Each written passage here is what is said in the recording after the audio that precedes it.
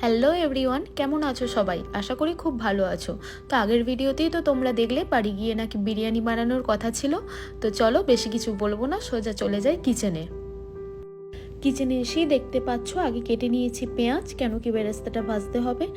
আর সাথে ও ম্যারিনেটটাও করে দিয়েছে। ম্যারিনেটটা তোমার ওই টক দই আর একটু হলুদ, একটু নুন, একটু লেবুর রস আর একটু আদা রসুনের পেস্ট আর তোমার একটু ওই কাশ্মীরি লঙ্কা গুঁড়ো দিয়ে ওটা মাখিয়ে রেখে দিয়েছিলাম। তারপরে এদিকে পেঁয়াজ কাটার পর চলে গেলাম বেরেস্তাটা ভাজার জন্য। আর এদিকে কুকারে দিয়ে দিয়েছিলাম আলুগুলো সিদ্ধ করার জন্য। একটা কি দুটো সিটি দিয়ে নিয়েছিলাম। যাই হোক, কুকার তো লাগাতেই পাচ্ছিলাম না। তারপরে বেরেস্তাটা ভাজা হয়ে গেছে আর একদিকে বসিয়ে দিয়েছিলাম বিরিয়ানির চালটা। আর এদিকে গরম তেলের মধ্যে দিয়ে দিয়েছিলাম ফোড়ন, মানে ওই শুকনো লঙ্কা, তেজপাতা, জিরে, গোটা গরম মশলা। তো এদিকে পেঁয়াজটা দিয়ে একটু নরম হয়ে যাওয়ার পরেই দিয়ে দিয়েছিলাম টমেটোগুলো। একটু নুন দিয়ে দিয়েছিলাম যাতে তাড়াতাড়ি একটু নরম হয়ে যায়, কিন্তু কেন জানি না কোথা থেকে এই ফেনাটা চলে এসছে বুঝতে পারছি না। তো যাই হোক, এটা একটুখানি টমেটোটা হতে দিলাম। তো চলো টমেটোটা ততক্ষণ হতে থাক। গ্যাসটাও একটু অল্প বাড়িয়ে দিলাম। আর এদিকে দেখতে পাচ্ছ ভাতটাও হয়ে এসেছে। ভাতটাও 80% মতো সিদ্ধ করে দিয়েছিলাম। ছোট জায়গা তো, তাই একটু ওপরে ওপরে হয়ে গেছিলো। তো এখন দেখছি টমেটোটা হয়ে গেছে। এরপরে তোমার ওই আদা রসুনের পেস্ট আর মশলা বলতে একটু কাশ্মীরি লঙ্কা গুঁড়ো, একটু জিরে গুঁড়ো, ধনে গুঁড়ো, একটু লঙ্কা গুঁড়ো, একটু হলুদ দিয়ে ওটাকে নাড়তে থাকলাম। আর এদিকে আলুগুলো সিদ্ধ হয়ে যাওয়ার পর একটু তেলে ভেজে নিচ্ছিলাম। তো দেখতেই পাচ্ছ মশলা থেকে তেলটা ছেড়ে দিয়েছে, মানে হয়ে গেছে অলমোস্ট মশলাটা কষানো। এরপর ওই ম্যারিনেট করা চিকেনটা এর মধ্যে দিয়ে একটু নাড়তে থাকলাম, যাতে ভালো করে এর ভিতরে মশলাগুলো ঢুকে যায়। ওই জন্য মশলাগুলো নিচে থেকে নিয়ে একটু এর উপরে দিয়ে দিচ্ছিলাম। তারপর একটু ঢাকা দিয়ে কষাতে দিলাম।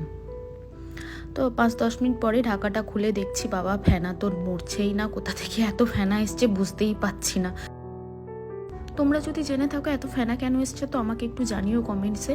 তো দেখতে পাচ্ছ লাস্টে কষানোটা হয়ে গেছে, এদিকেও আলুগুলো ভাজা হয়ে গেছে। তো এবার চলে এলাম লেয়ারটা করার জন্য। প্রথমে নিচেতে ভাত দিয়ে একটুখানি লেয়ারটা করে ওপরে কষা মাংসগুলো দিয়ে, তার উপর আবার ভাতগুলো দিয়ে, ওপরে একটু বেরেস্তা ছড়িয়ে বিরিয়ানি মশলা আর ওই যে তোমার ওই দুধের মধ্যে একটুখানি তোমার একটু ফুড কালার, একটু আতর আর একটুখানি তোমার কেওড়া জল মিশিয়ে রেখেছিলাম, যেটা উপর দিয়ে একটু সুন্দর করে দিয়ে দিলাম। তারপরে দিয়ে দিলাম একটুখানি এর মধ্যে ঘি। এই দিয়ে তোমার লেয়ারটা সম্পূর্ণ করে একটা চাপা দিয়ে দিয়েছিলাম।